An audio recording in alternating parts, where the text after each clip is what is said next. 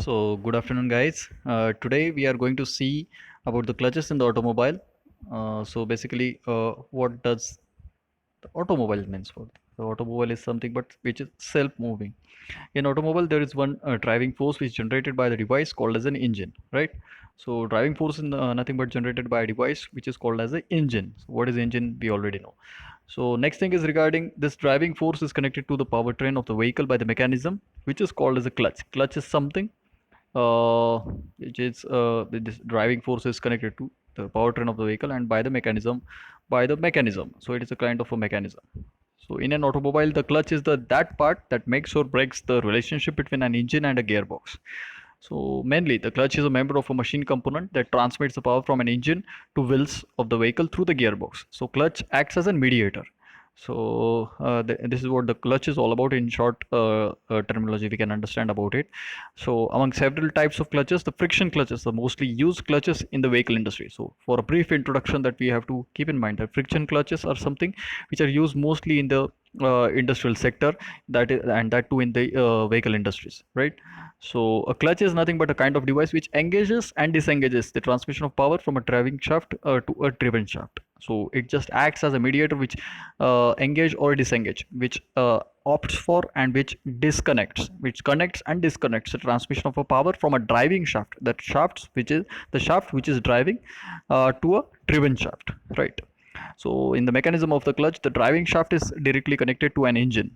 So always remember the driving shaft is nothing but it is directly connected to an engine, and the driven shaft is connected to the gearbox, which is connected to the powertrain, and finally to vehicle wheels, which moves vehicle from one place to another. So basic working principle of clutch that we have to see is that when two revolving friction surfaces are brought into contact and pressed, okay, when two revolving friction surfaces, the surfaces which are revolving and they are brought into contact and pressed, brought in contact and then up and pressed, then they are united and they start to revolve at the same speed due to the friction force between them. Okay, so this is a basic principle for the clutch, and the friction between these two surfaces depends on what? The area of the surface, the pressure applied to them, and the friction material between them.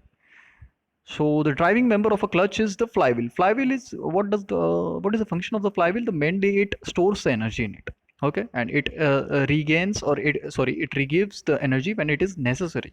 So flywheel is something, that part which stores the energy in it, and it is mounted on the engine crankshaft. And the driven member is a pressure plate mounted on the transmission shaft. Okay, so always remember the driving member of clutch is the flywheel which is mounted on the engine crankshaft, and the driven member is a pressure plate which is mounted on the transmission shaft. So basically, the function of the clutch is to engage and disengage the driver and the driven shafts. That is to connect and disconnect the engine. Then to provide the drives without jerks. So without jerks, the drives shall be very smooth.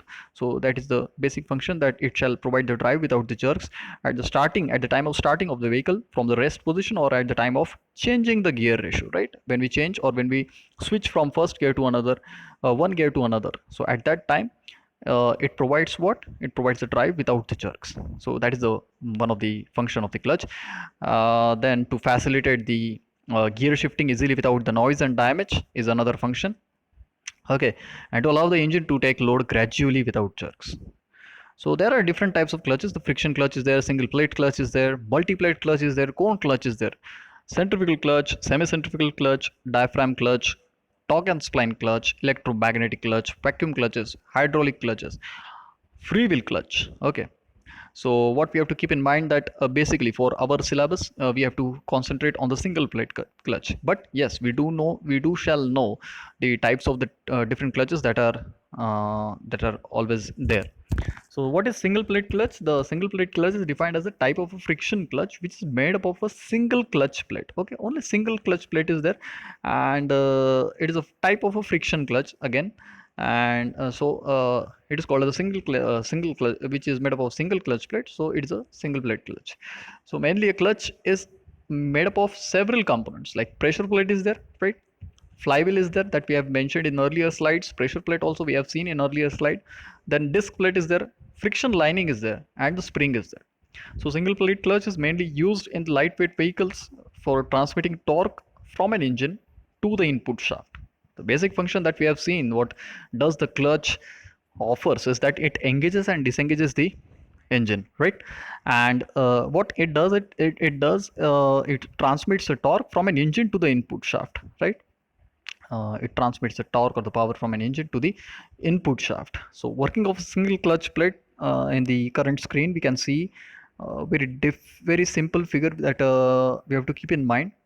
The functions, we have working principle we have already earlier discussed in the earlier slide, and we have to keep in mind this very simple linear diagrams that we have to keep into mind while answering in the exams. So this is all about these working of a single plate clutch diagram of the figure. So there is a flywheel over there, then there is a clutch plate, then friction linings is there, okay.